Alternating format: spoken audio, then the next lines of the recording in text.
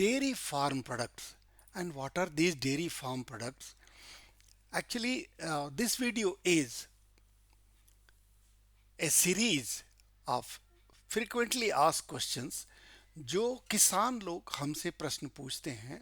उन किसानों के प्रश्नों को इकट्ठा करके हम ये फ्रीक्वेंटली आस्क्ड क्वेश्चंस की सीरीज चला रहे हैं, जिसमें हमारा ये 6वां वीडियो है। और ये है फार्म प्रोडक्ट्स और ट्रेडिंग पर, मतलब हम फार्म में क्या क्या प्रोडक्ट बना सकते हैं और उनकी कैसे ट्रेडिंग कर सकते हैं। ये प्रोडक्ट वो होते हैं जो फार्म पर आसानी से बनाए जा सकते हैं। कठिन प्रोडक्ट भी बनाए जा सकते हैं, लेकिन उनके लिए ज़्यादा इंस्ट्रूमेंट्स और मशीनों की ज़रूरत पड़ती है। हमने यहाँ पर उन प्रोडक्ट्स को लिया है जिनके अंदर आप कम कठिनाई से फार्म पर उन्हें बना सके और छोटे स्तर पर बनाया कैसे जा सकता है, कैसे उन्हें डेयरी बाजार में बेचा जा सकता है और ज़्यादा रेवेन्यू कमाया जा सकता है। मैं doctor P K. Srivastava, ex NDDB officer, dairy business guru, आपके सामने ये वीडियो लेकर के आया हूँ। हमारे सभी वीडियो डेयरी के फार्मर्स के एजुकेशन के लिए बनाए जाते हैं और इस पे सभी वीडियो के सब्सक्रिप्शन के लिए या हमारे यूट्यूब के सब्सक्रिप्शन के लिए फ्री है। आपसे कोई चार्ज नहीं लिया जाता है और आपके प्रश्नों को ही इकट्ठा करके हम उसका उत्तर देने का प्रयास कर रहे हैं, ताकि काफ़ी लोगों के समझ में ये बात आ जाए। आप आगे देखेंगे, ये जो है स्लाइड है वो जनरली हमारे सभी वीडियो में आजकल रह रहा है, क्योंकि लोगों को बहुत ज़्यादा परेशानी इस बात की है कि वो ये नहीं समझते हैं कि अगर ये चीज़ें आपके पास नहीं हैं तो आप डेयरी व्यवसाय में फ़ायदा नहीं कमा सकते। आपका नुकसान निश्चित है।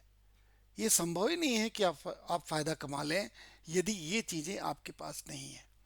और इन चीज़ों को जुटाने का मतलब ज़्यादा धन, और ज़्यादा धन का मतलब एक बड़ा डेयरी व्यवसाय, टेक्निकल डेयरी व्यवसाय।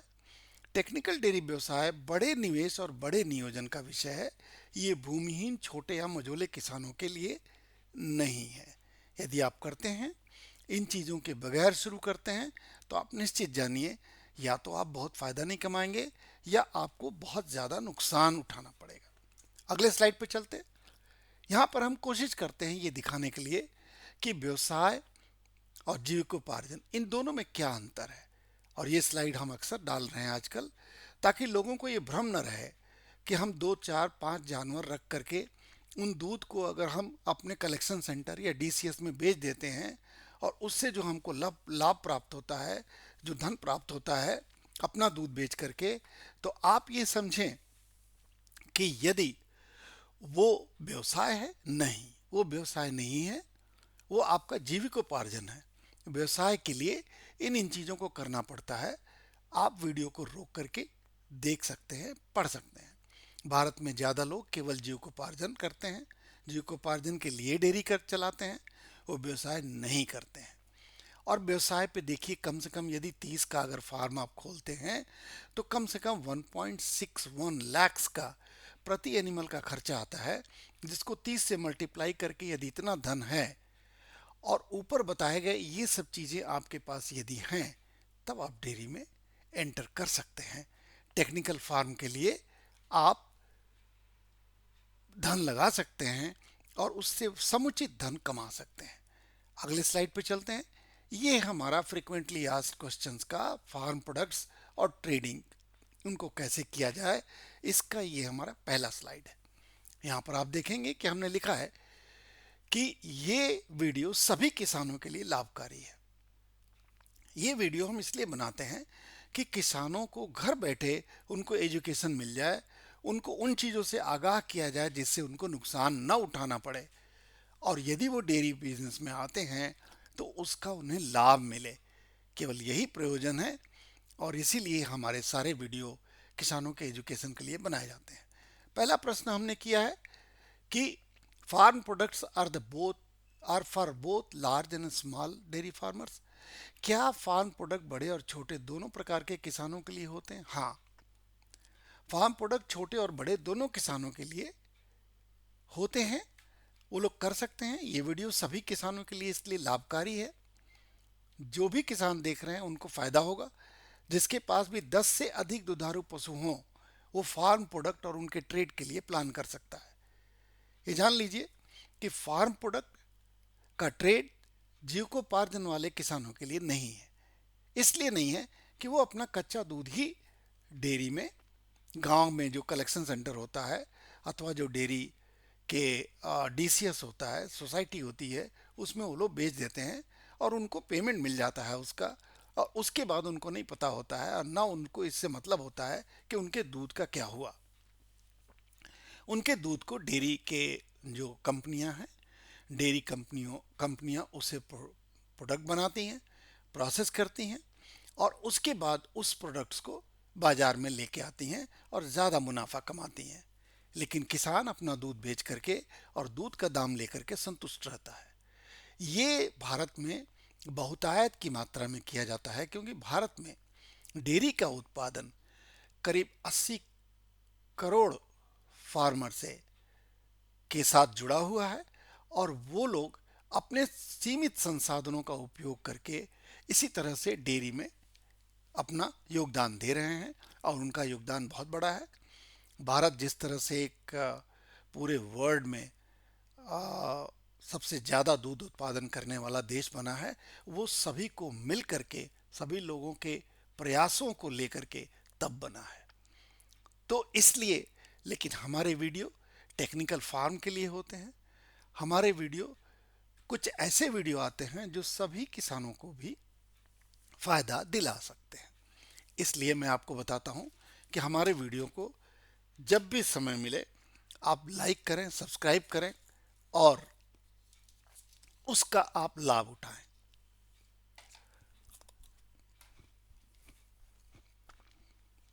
आप देखेंगे कि अगला मेरा प्रश्न बहुत सिंपल है। हर एक किसान को ये बात जानना है कि प्रोडक्ट्स क्या हैं। ये प्रोडक्ट्स क्या होते हैं, फार्म प्रोडक्ट क्या होते हैं?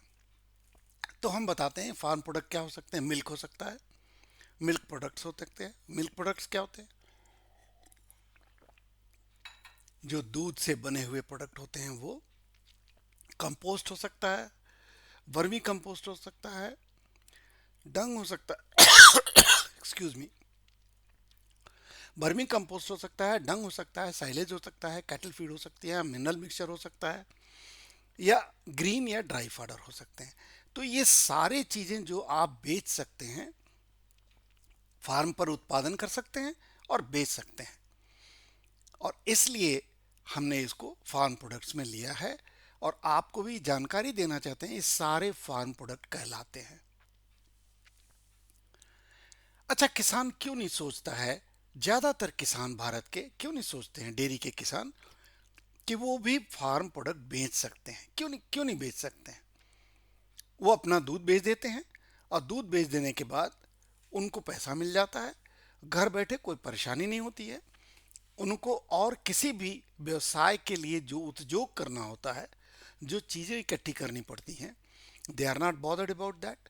सो they want to be, generally I believe, they want to be a poorer and not to be an entrepreneur.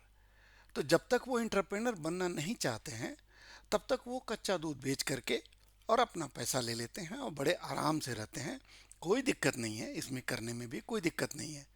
लेकिन यदि आप चाहें कि जो आपके दूध का रेट 30 रुपया 40 रुपये के बीच मिलता है, वही आपको बाजार में जाने पर अगर 60 रुपये के ऊपर मिलने लग जाए प्रति लीटर, तो आपको फ़ायदा तो होगा। इस फायदे को सोच करके हमने ये वीडियो बनाया है कि क्या पता कुछ फार्म के किसान, जो डेयरी फार्म के किसान हैं, वो अपना कदम बढ़ाएं और हो सकता है कि आगे जा कर के वो लोग इसमें घुसें और इसमें एंटर करें, अपना पांव जमाएं और दूध के प्रोडक्ट्स को बाजार में बेचें, उससे ज़्यादा फायदा लें। और फार्म के अन्य प्रोडक्ट जैसे कंपोस्ट है, वर्मी कंपोस्ट है, हरा चारा और सूखा चारा, आगे हम आपको सारा कुछ समझाएंगे कि मिनरल मिक्सचर है, कैटल फीड है, ये सारी चीज़ें आप दे सकते हैं, बाजार में बेच सकते हैं। आइए, चौथा प्रश्न हमने किया हुआ है अपने से ही, आप किसानों का ही प्रश्न है, मैंने उसका उत्तर दिया है। छोटे किसान अपने फार्म मिल्क को फायदे में कैसे बेच सकते हैं? अब छोटा किसान के पास तो दूध कम होता है, वो कैसे बेच सकता है? बिल्कुल बेच सकता है। यदि कई किसान अपने हाथ मिला लें, अगल बगल के किसान, और मार्केट में वो लोग एक जगह ले लें जो उनका रिटेल आउटलेट कहलाता है, तो अपने रॉ मिल्क को जो बेच करके जो पैसा कमा रहे हैं, 30 40 35 40 रुपए, वो 60 रुपए में गांव शहर में जा करके, टाउन में जा करके, या किसी कॉलोनी में जा करके ये बेच सकते हैं। और बेचने के बाद उनको लाभ ज़्यादा मिलेगा। तो ये काम किया जा सकता है, कई फार्मर्स करते भी हैं। लेकिन वो कहाँ तक उठ के जाते हैं? गांव से दूध लेकर के इकट्ठा करके कई फार्मर का, और वो ले जाके दूध, जो दूध लेने वाले जो जो हलवाई लोग हैं, जो मिठाई का काम करते हैं, उनको बेच देते हैं और पैसा लेके चले आते हैं। अब आप देखें, वहां भी उनको इतना रेट नहीं मिलता है। उनको इसी के रेट के आसपास, कभी 35 40 50 रुपए के आसपास उनको दूध बिकता है वहां पे। और यदि आप बेचते हैं, आप सीधे कंज्यूमर्स के पास जाते हैं, आपके पास कोई भी पैकिंग नहीं है मान लिया, लेकिन आप फार्म का फ्रेश मिल्क लेकर के किसी भी डेयरी में, किसी भी फार्म में से लेकर के, और अगर आप जाते हैं कॉलोनी में, बाजार में, टाउन में बेचने के लिए, और वहाँ पे एक डीप फ्रीजर अगर आप रखते हैं, तो आप वहाँ पर 60 से 70 रुपए प्रति लीटर का रेट ले सकते हैं। तो ये फायदा आपको मिल सकता है, जो कि बीज के फायदा, पहले तो किसान ने बिचौलियों को बेच दिया दूध, बिचौलिए ने जो स्वीट वाले हैं, मिठाई वाले हैं, शॉप वाले हैं, उनको बेच दिया। मिठाई वाले शॉप ने कंज्यूमर्स को बेचा। मिठाई वाले शॉप पास होता क्या है, एक छोटा सा शॉप होता है और एक टब लगा रखता है, और उसके अंदर किसान का दूध इकट्ठा कर लेता है और वही दूध उन्हीं के सामने दूसरों को बेच देता है, कंज्यूमर्स को। तो एक कन्वीनियंस है किसान के लिए कि भाई हम एक जगह बेच के चले आते हैं। एक्चुअली ऐसा नहीं है, आप लॉस कमा रहे हैं। तो इन चीज़ों को बदलने का एक प्रयास है ये वीडियो। आप चाहें तो इस पे अमल करें और लाभ उठाएं। अब बड़े किसान कैसे बेच सकते हैं? बड़े किसान इस तरह बेच सकते हैं कि वो एक आउटलेट पार्लर बना सकते हैं।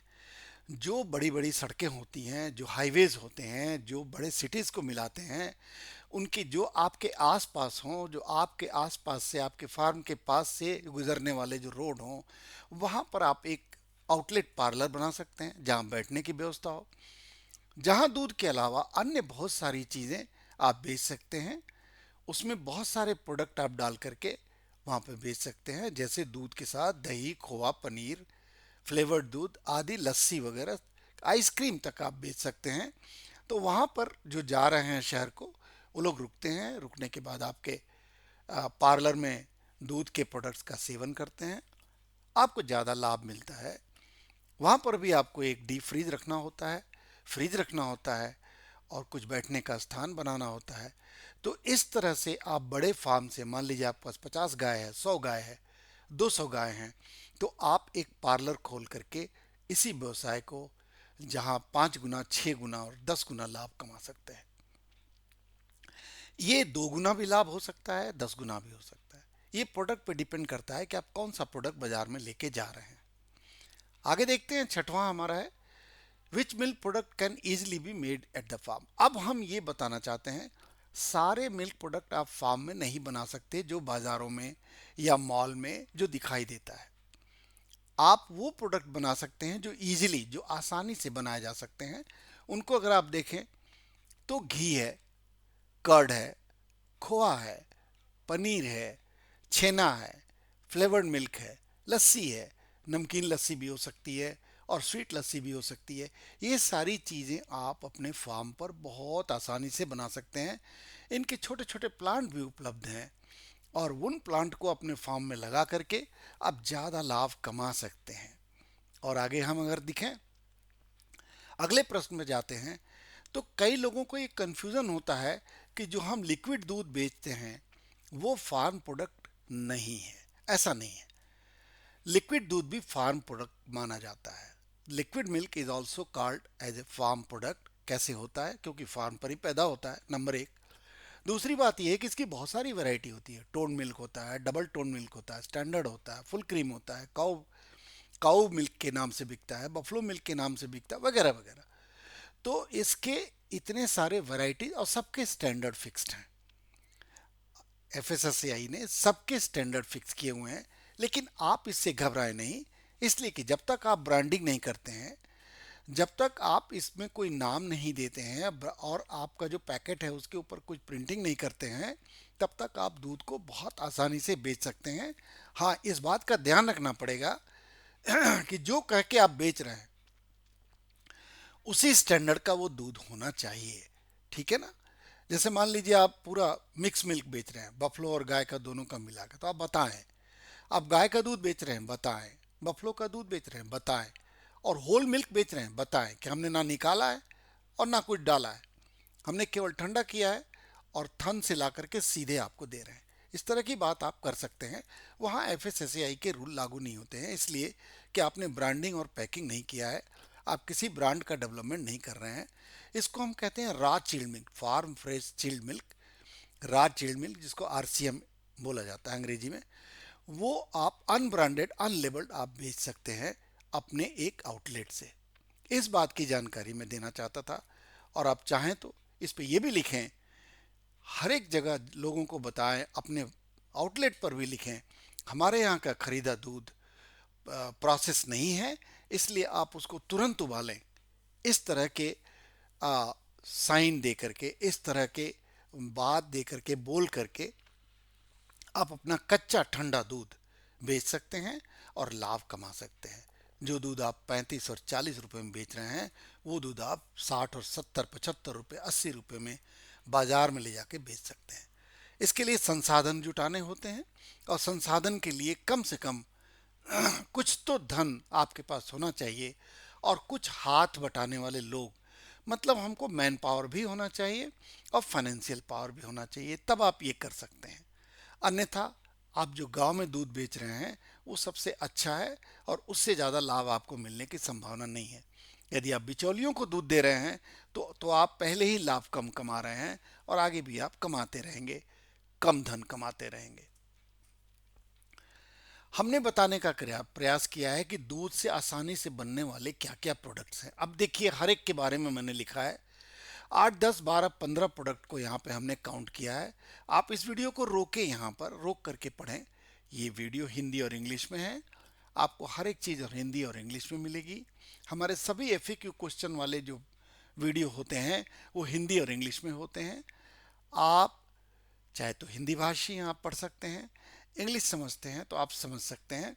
एक बात जरूर हम बताना चाहेंगे यहाँ पे, to manufacture these products at the farm you must take technical advice from a dairy technologist from NDRI Bangalore or Karnal, any of the dairy science college। एक डेयरी टेक्नोलॉजिस्ट से आप जरूर चर्चा करें, उनसे पूछें, उनसे राय लें, उनसे समझें कि हम इन प्रोडक्ट्स को परफेक्शन में कैसे बना सकते हैं, मार्केट के उपयोग के लायक हम कैसा बना सकते हैं जो कि मार्केट में हमको अच्छा प्राइस दे। तो इस जानकारी के बगैर, क्योंकि ये सब्जेक्ट टेक्निकल है, ये सब्जेक्ट डेयरी टेक्नोलॉजी का है, इसलिए आपको उनसे संपर्क लेकर के ही इसमें हाथ बटाना पड़ेगा।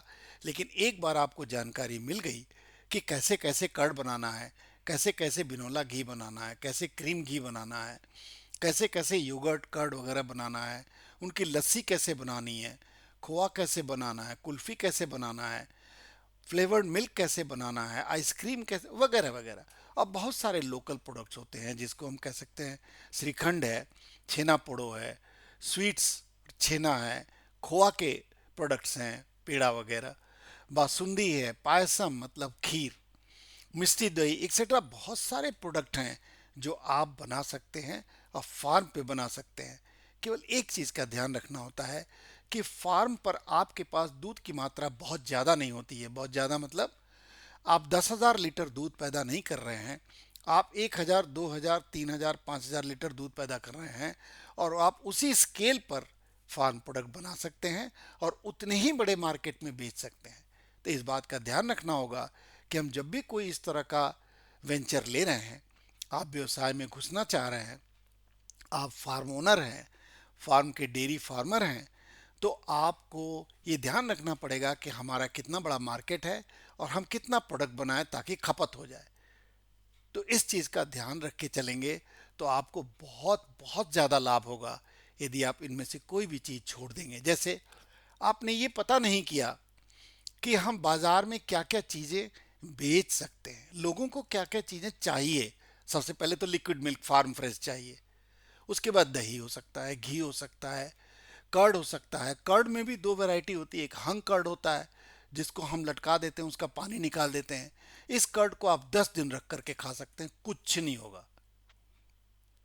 लेकिन आपका कर्ड 2 या 3 दिन चलता है, इससे ज़्यादा नहीं चलेगा।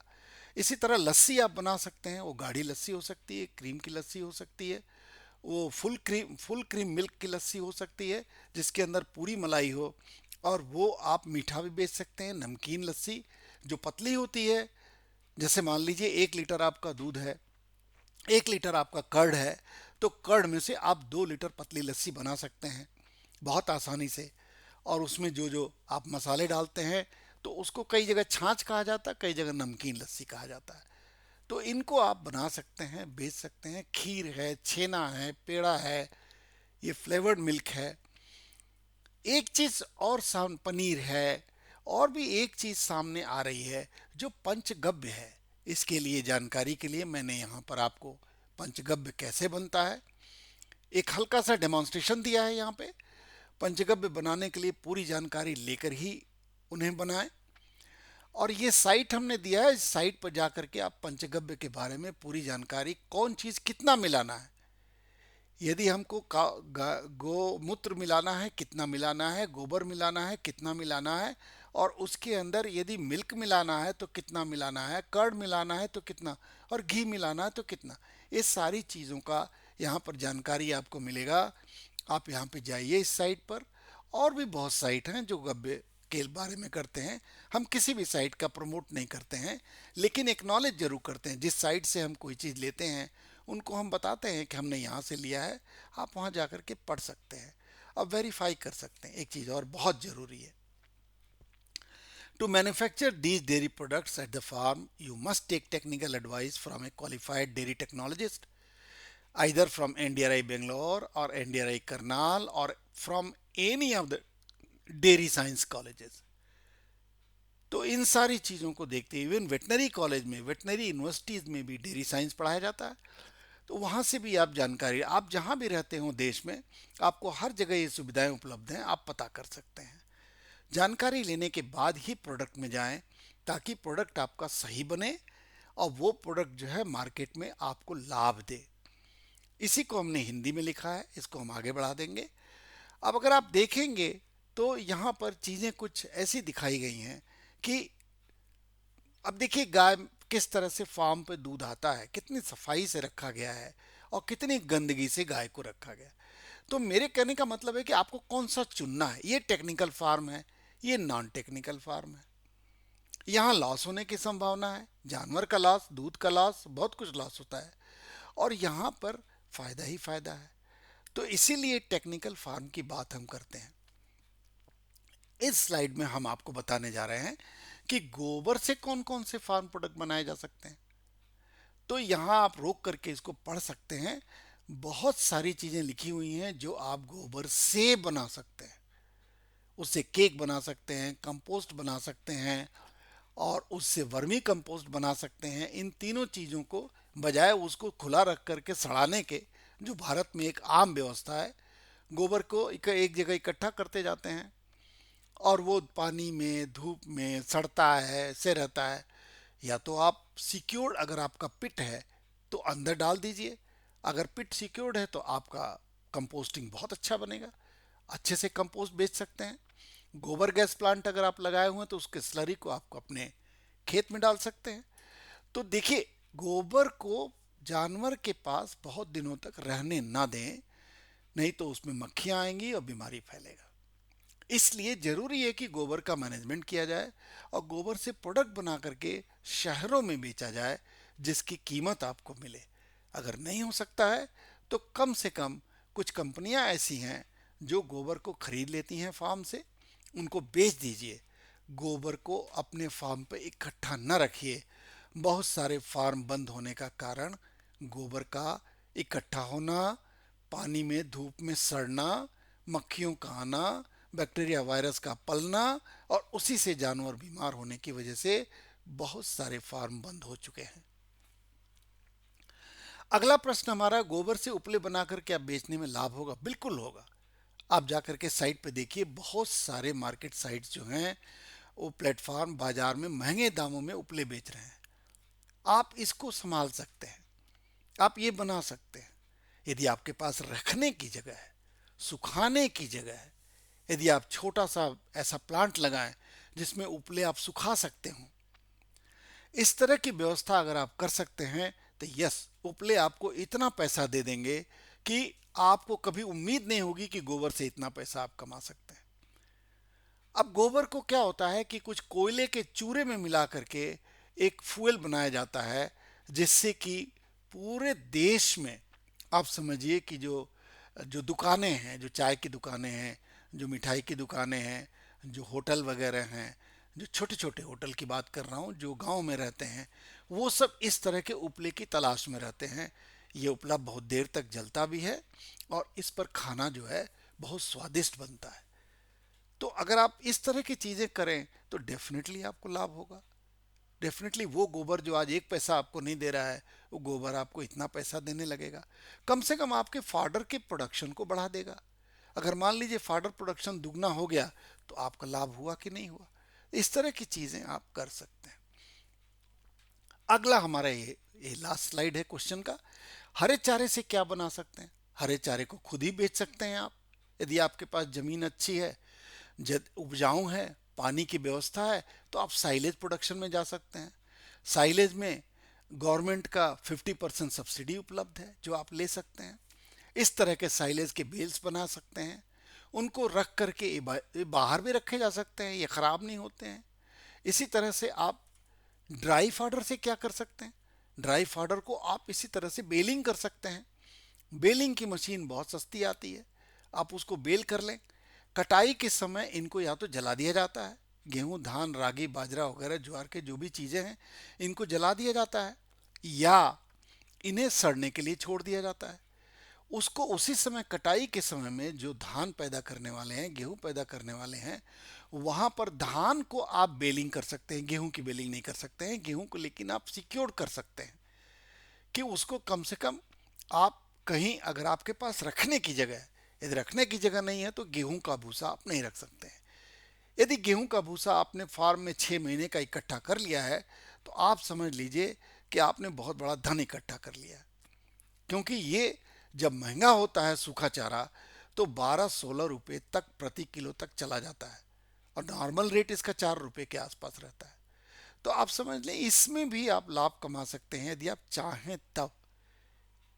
फिर भी अगर किसान, छोटे किसान हैं, वो चाहते हैं कि केवल अपना दूध बेच करके अपनी जीविका चलाएं, उस विषय की चर्चा हम यहाँ नहीं कर रहे हैं। लास्ट में पंचगव्य की बात हमने थोड़ी सी करी थी।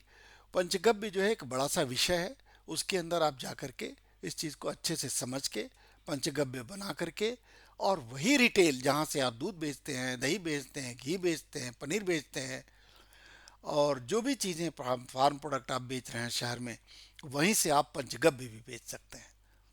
ये हमारा लास्ट स्लाइड है, और लास्ट स्लाइड में हम हमेशा अनुरोध करते हैं, क्योंकि मैं अभी भी देख रहा हूँ, हालांकि कुछ लोगों ने सब्सक्राइब करना शुरू किया है, मुझे बहुत अच्छा लगा। आप लोग सब्सक्राइब करें, ये फ्री है, इसमें एक पैसा आपका नहीं लगता है। सब्सक्राइब करने में कुछ भी नहीं जाता है। हमारे वीडियो इतने ज़्यादा भी नहीं आते हैं कि आपको बहुत तकलीफ होगा कि बार बार वीडियो आ रहा है, मैं क्या करूं। ऐसा नहीं है। हमारे वीडियो तो महीने में एक बार या महीने में 2 बार आते हैं, और वो आपके लाभ के लिए आते हैं। आप यदि लाभ कमाना चाहते हैं, दोस्तों को लाभ देना चाहते हैं, उनको नई नई जानकारियां देना चाहते हैं, तो अपने मित्रों को शेयर करें, सब्सक्राइब करें, लाइक करें, कमेंट करें और लाभ कमाएं। कुछ लोग कमेंट किए हैं, जिस कमेंट पे मैंने जवाब दिया है। कुछ लोग प्रश्न कर रहे हैं कि लॉटरी कब निकलेगी, मुझे नहीं समझ में आ रहा है किस प्रकार की लॉटरी की बात कर रहे हैं। तो बहुत सारे प्रश्न आ रहे हैं, अच्छी बात है। आप सब्सक्राइब ज़रूर करें हमारे यूट्यूब चैनल को। हर एक स्लाइड में यूट्यूब चैनल दिया हुआ है, वहाँ आप सब्सक्राइब कर सकते हैं, और हमारे अपने साइट पर जा कर के हमारे बारे में जानकारी पता कर सकते हैं। ये हमारा यूट्यूब चैनल है जिसको आप जहां हमारा कर्सर देखें। ट्रेनिंग के लिए बहुत सारी जानकारियां हम देते रहते हैं, जहां पर जा कर के छोटी मोटी ट्रेनिंग आप ले करके और तब फार्म शुरू करें। फार्म बगैर ट्रेनिंग, समझ लीजिए कि आपका नुकसान पक्का ही है। बहुत बहुत धन्यवाद इस वीडियो को देखने के लिए और समझने के लिए। और सब्सक्राइब करें तो ऊपर से